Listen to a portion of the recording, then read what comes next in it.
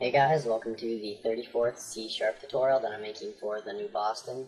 And in this tutorial, I'm going to be showing you how to use the OpenFileDialog. So all you're going to need for this tutorial is a button and a text box. Now we can add an OpenFileDialog.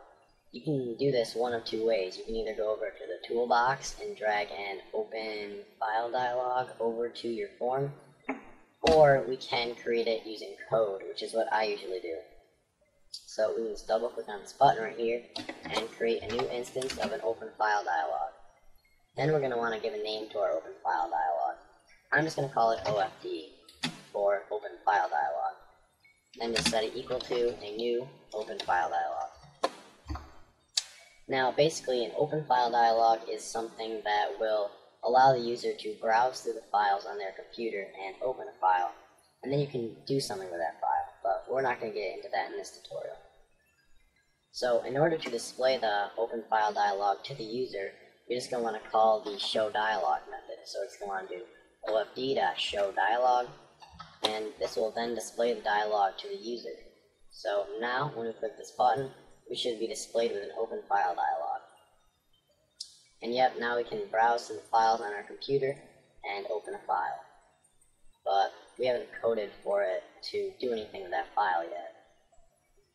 So in order to run a quick check, in order to make sure that the user actually opened the file, they didn't just like exit out of the OpenFileDialog, we're going to create an if statement here and say if the OpenFileDialog.showDialog equals dialogResult.OK, then we can do something with that.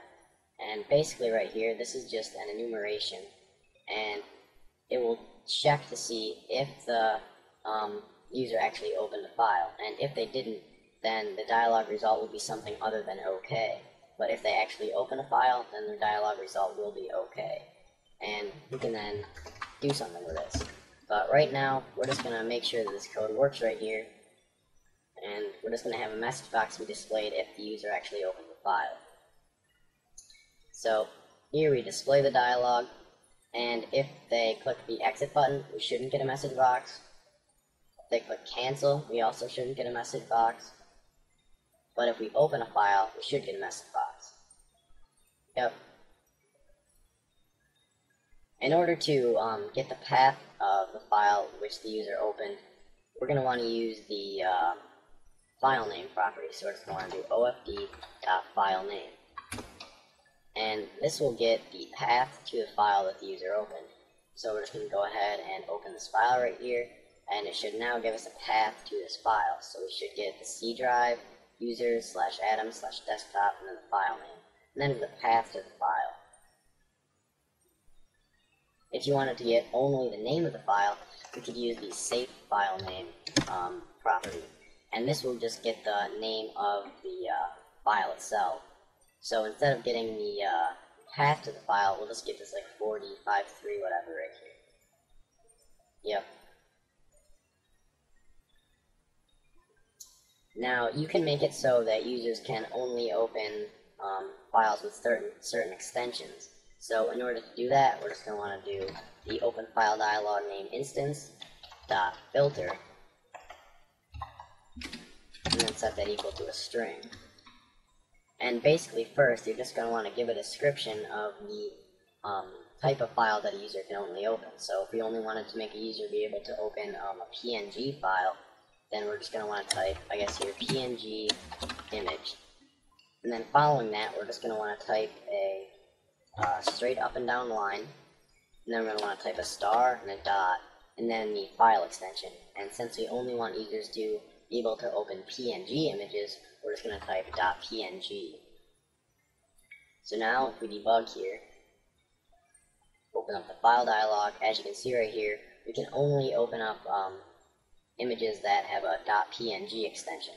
And we have the description of the file extension right here.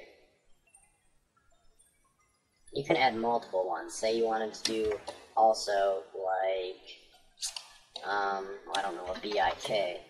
Then we would just do another line, and then .BIK.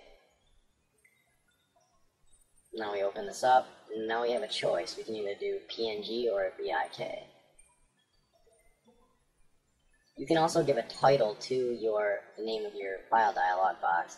So if we wanted to do, like, change the title of the dialog box to equal, like, open image, and we can do that. Go up here, click this button, now it says open image up here instead of just open, like it said before. So that's pretty much it. That's pretty much all there is on OpenFileDialogs. There are a few other properties that you can browse through here on your own, like, I don't know, show help, I guess, I don't know. But yeah, there are a whole bunch of other properties, but that's all I'm going to show you for this tutorial, so see you guys.